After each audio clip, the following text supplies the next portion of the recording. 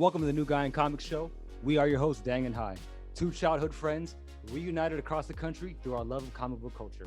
We're going to be talking about why now is the best time to be a collector. I call it the golden age of collecting. Oh, man.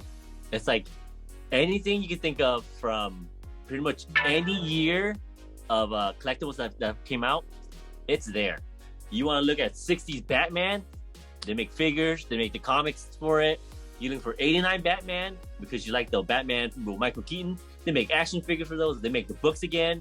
They're now listening to the fans where whatever we dream of, and if they can make money off of us, they're going to do it.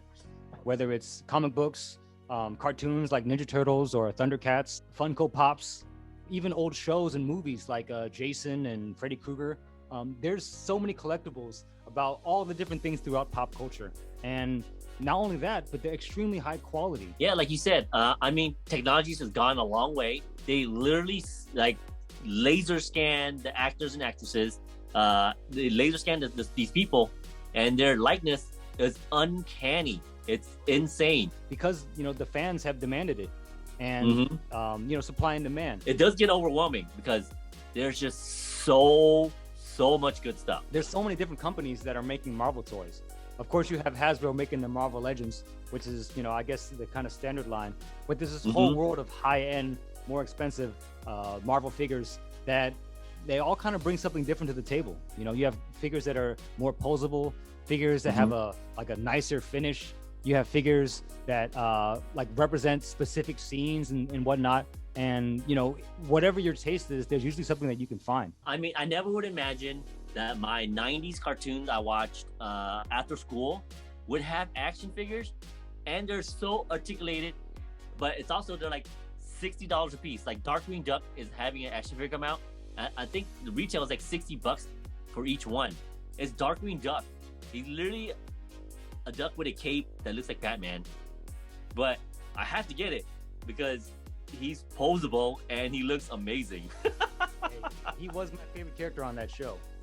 Yeah, right? He's hilarious. So there's a whole world of Ninja Turtles toys. There's so many high quality Ninja Turtle toys. When we were kids growing up, one company made Ninja Turtles. That's it. One company made it. Right. Now there's like at least 10 companies that make it. Like Super 7, Playmates, NECA. Like they make the movie ones. They make the cartoons from the 80s, the 90s, the 2000s. And the comic books, like every variation of it, they make it in toy form. If they don't make it, someone can make it for you. So there's so many customizers, which is kind of unnecessary, but I mean, that's also a route you can go. People love making dioramas now. There's like life size, like anything you can think of, it can be made. I am big into customizing too, and the way that these people that just sculpt and show you how to do the techniques and how to like improve the figures that come out and everything. Wow, it's beautiful. These really are works of art. It's like there's so many skilled people out there and they just share their knowledge freely. I love it. It's just a great community to be in. It's a really welcoming community because it brings people from all kinds of walks of life, Yeah. When we were young, it only seemed like, collecting was just for kids, or if you were growing up collecting, you were like some kind of nerd or geek, But yeah, the world's really changed. If you go online, there's a lot of people who collect, especially in the world of pro wrestling, vlogs, like Ethan Page. He has toy hunts that he goes on.